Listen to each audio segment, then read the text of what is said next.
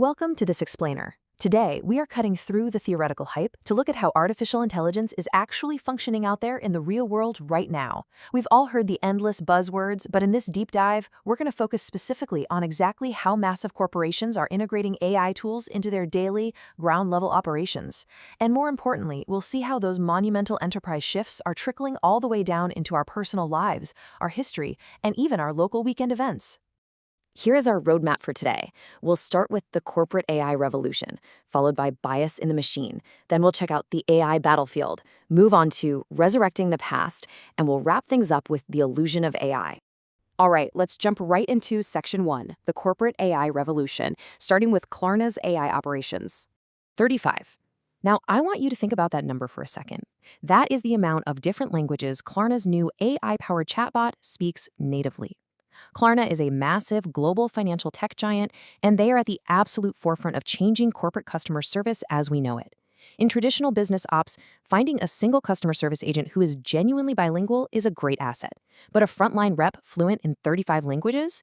That is basically impossible for a human to rival. It instantly shatters global operational barriers for them. And to really wrap your head around the sheer scale of this corporate rollout, look at the volume. 2.3 million. That's the number of conversations this one single AI chatbot handled for them in just a single month. No human could do that, right? Not even a massive team of humans could do that seamlessly. It perfectly illustrates how major companies are using AI to achieve unprecedented speed and volume in their daily workflows. So, what's the big takeaway from all this? Well, this single piece of AI software is literally doing the equivalent work of 700 full-time staff members. When you're managing the daily operations of a massive business, replacing the workload of 700 people means staggering cash savings and an absolute spike in profitability. It completely rewrites the basic math of running a large-scale enterprise. Now, I know what you're probably thinking. A stat like that instantly rings alarm bells about job loss. But Klarna says they actually aren't laying people off. They're redeploying that human talent to higher value, more creative tasks. And that brings up a really fascinating societal question for us. If a corporation can just automate 20 to 30% of a standard weekly workload, does that mean we could maintain our pay while working less? Or are we just going to invent new, currently non-existent work to fill that extra time? Switching gears to another major corporation, let's look at the BBC. They are internally testing AI to capture this exact kind of operational efficiency. Normally, crafting the perfect news headline might take, say, 20 minutes of human brainstorming, pitching angles, testing different words. AI can generate a whole list of solid options in just 1 minute. That gives reporters a massive head start when they're up against tight daily deadlines. But as you can imagine, major institutions have to be incredibly careful. The BBC is heavily guarding this rollout with strict human oversight to preserve audience trust. Their guidelines are clear. AI is for internal use only. Human-generated content is still the gold standard, and a human editor absolutely must oversee, check, and vet every single AI suggestion. It's a powerful operational tool, sure, but the human remains firmly in the driver's seat. Let's move on to Section 2, Bias in the Machine, where we'll look at some of the recent flaws in Google's Gemini. Because let's be real, the rush to integrate AI into daily corporate operations definitely leads to some very public stumbles. When users prompted Google's AI for images of 1940s German soldiers, it generated diverse people of color. That's a historical inaccuracy born from an attempt to overcorrect and force diversity.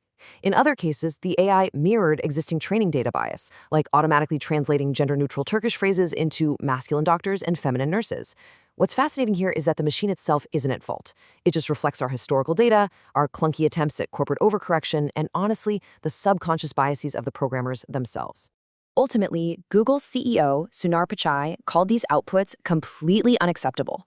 And it's a great reminder for all of us. These AI models are creative tools. They are prone to what developers call hallucinations, where they confidently just make things up. They are absolutely not objective search engines of historical reality, and we can't treat them like they are. Which brings us to Section 3, the AI battlefield. What happens when we take an AI tool that we know can hallucinate and we put it in a war zone? Right now, the use of AI in warfare, like the defensive drones being used in places like Ukraine, relies on a very strict operational safeguard called a human in the loop. Basically, this means a human being is always making the final lethal decision. The tech is amazing at tracking and monitoring, but there's a clear chain of command and human sanctioning required before any trigger gets pulled. But military officials are warning that this loop might be disappearing. Escalation starts simply, with unmanned drones. But then, to increase operational speed against an enemy, that human oversight gets removed. Suddenly, you have robot teams autonomously deciding on targets. The ultimate fear is a total loss of control, where the machine pursues a target but causes unintended civilian harm. I mean, it seriously echoes those 40-year-old warnings from movies like The Terminator. Science fiction is rapidly becoming our military reality. Okay, let's step back from the global stakes for Section 4, Resurrecting the Past. We're going to look at Lou Reed's AI voice. Artist and musician Laurie Anderson is actually using AI trained entirely on the creative output of her late husband, the legendary rock star Lou Reed, a full decade after he passed away. She fed an algorithm his lyrics and writing so she could literally dialogue with his creative style. But she approaches this incredibly pragmatically. She says, "I really don't think I'm talking to my dead husband." For her, it's a creative writing partner to riff with, not some literal ghost in the machine.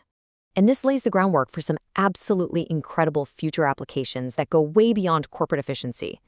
Think about dementia patients recording their memories right after a diagnosis. Later on, they could dialogue with the chatbot of their past selves to help remember their lives. Or imagine kids who lost a parent at a young age being able to converse with a digital reflection of them. Even museum curators could start recording interactive historical figures today for people to talk to a century from now. Finally, we arrive at Section 5, The Illusion of AI, with a look at the now infamous Willy Wonka event. We're ending on a delightfully messy real-world story out of Glasgow, Scotland. Event organizers there used AI to generate these beautiful, highly detailed posters promising a magical candy wonderland. It looked incredible, and of course, it was lightning fast and cheap to make. But the reality? Families showed up to a bare, empty warehouse. Kids were handed exactly 2 jelly beans and half a cup of lemonade. There was 0 actual chocolate, and people got so angry the police were literally called. It just shows how AI opens up this massive new frontier for scams, making it so easy to create a fabulous expectation that has absolutely 0 basis in reality. And honestly, that brings us to the ultimate question of this whole explainer. As this tech creeps into every single aspect of our lives, from major corporations revamping their operations for massive profits, all the way down to a local weekend family outing, the boundaries of truth are completely shifting.